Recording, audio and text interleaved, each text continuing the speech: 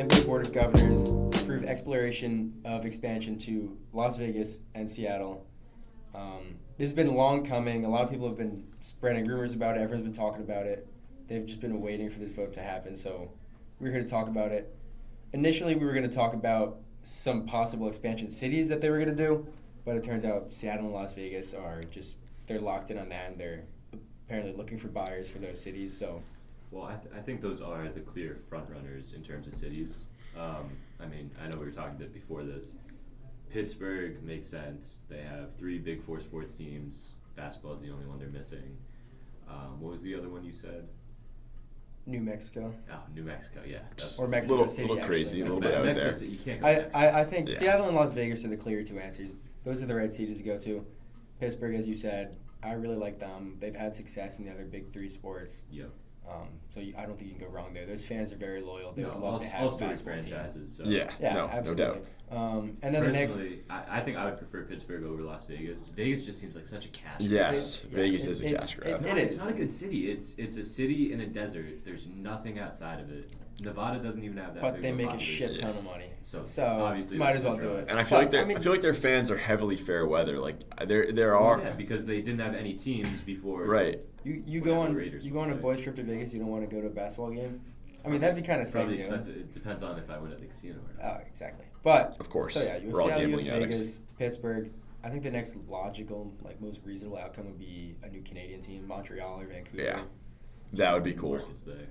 Yeah, not big enough. I still have a few qualms with Las Vegas. I just think that, again, looking at Raiders games, they kind of remind me of the Chargers in the sense that a lot of their fans are not. They're not the home team fans. There's a big away population there. Well, I disagree. But the Chargers at least were in L.A. before going to San Diego, and then they came back. No, but I'm just saying the fact that a Vegas home game isn't necessarily a Vegas home game in football. I think in hockey there's a large Golden Knights presence, but if you're going to do baseball where you're going back to big stadiums, I feel like you could get a little bit more of a committed fan base. The Raiders aren't there to compete. They're just there to make money. That's all there is. It's a business. They're going to do it. We could talk all the shit we want. Oh, it's going to be a terrible experience to watch. No fan base, but it's just going to happen. Sneaky playoff team. And if that's the end goal, if it's to make money, which is what the NBA is trying to do, I mean, they're going to look for a bid upwards of $7 billion. If that's the case, then yeah, Vegas is... Are you shit? I believe so. Are you kidding me?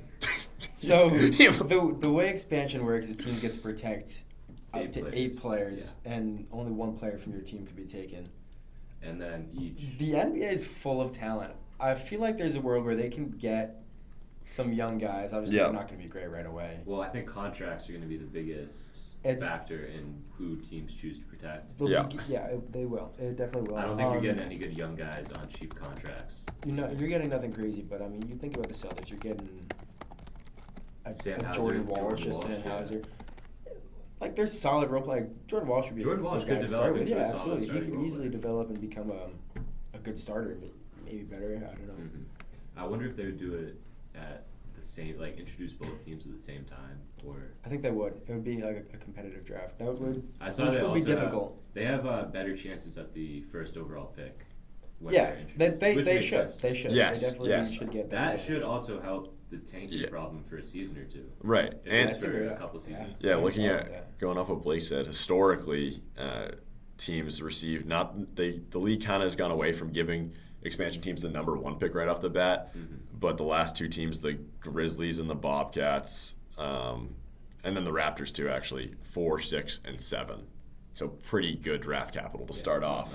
That's a great boost. Yeah, I think the NBA is in a good spot. There's a ton of talent across the league. You can kind of start a team, and I think they're not going to be crazy competitive. It could probably be Washington. No, I don't think you're going to be like Vegas Golden Knights. No, I was just going to say that. Yeah, Golden Knights came in and they were studs, but I don't think they're going to be worst team in the league either. No, I don't think so. It'll be hard. When the Bucks, it'll also be difficult with the timing. I mean, this could be 2 or 3 years out. They could do it right before the NBA draft, right after the draft. It depends if they get paid. All that. I think it's something you decide during the season. That way, you give teams to prepare. Yeah, I don't think it would be absolutely. No, that's what I'm saying. They'll absolutely be at probably around middle in the road, because you have to remember, if a new team's coming in, they're probably going to start fresh and establish a fan base with a good season.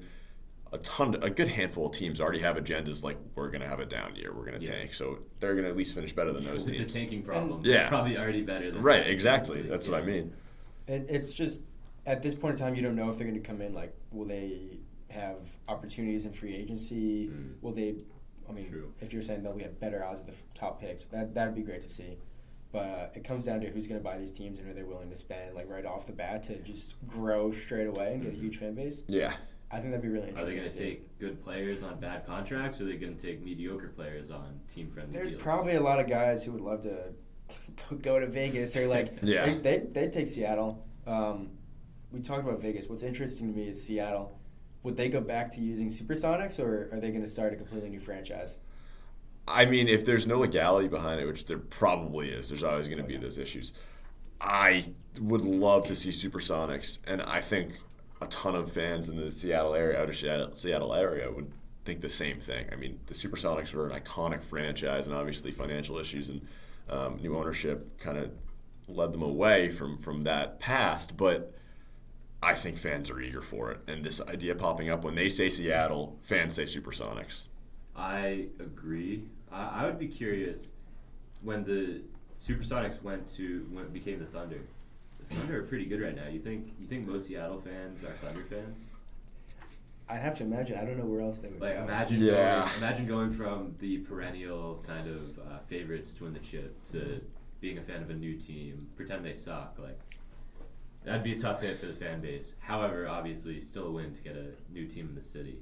Yeah, but as far as faces showing up at games, it doesn't really make a difference. I don't think that's a yeah. question. I think though it's a huge market. Yeah. I think anyone who lives in Seattle would love to just have a team back. Yeah.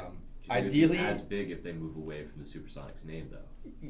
just as much. Not as much, but they would still love it. Even then, they you would could feed still it. use the colors. That's still a city that has like the pride. I think if you're gonna make a break, I think it needs to be a clean break. I agree with that.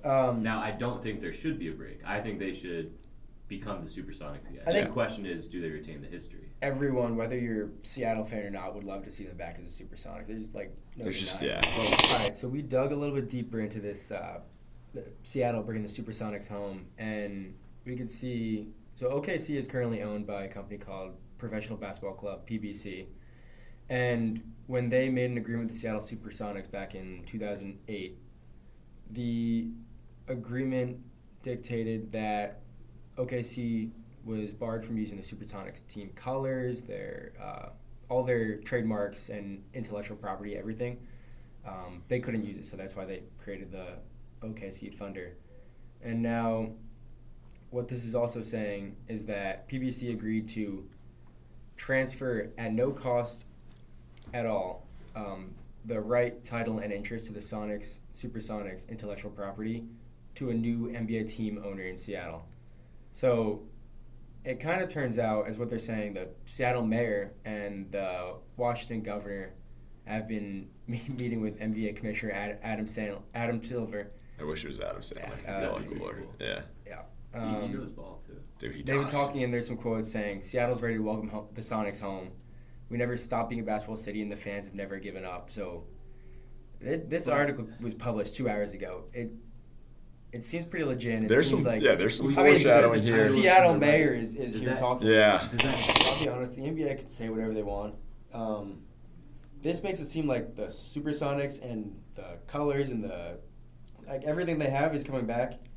Whether or not people want to say, oh, like Kevin Durant's year still belongs to like OKC. Like I don't think so. 'Cause we as fans we can You can debate that. We'll give that to the SuperSonics. Like they could hang that banner up in Seattle. Right. And we're okay with it. I don't think Oh, there's yeah, anyone no, that would disagree with if that. the Thunder don't recognize yeah. it, they don't Especially hang if it, the they're Thunder not. don't have it up in their They- stadium. yeah. So if Seattle brings a team back, I think even whether or not they come back to the SuperSonics, they should still hang that banner. And I think And that, Yes. I think it's a kind of an overwhelming chance now that if there's a team in Seattle, you can put money on it that it's going to be the And I SuperSonics. think at the end of the day, that's the right decision. Yeah, absolutely.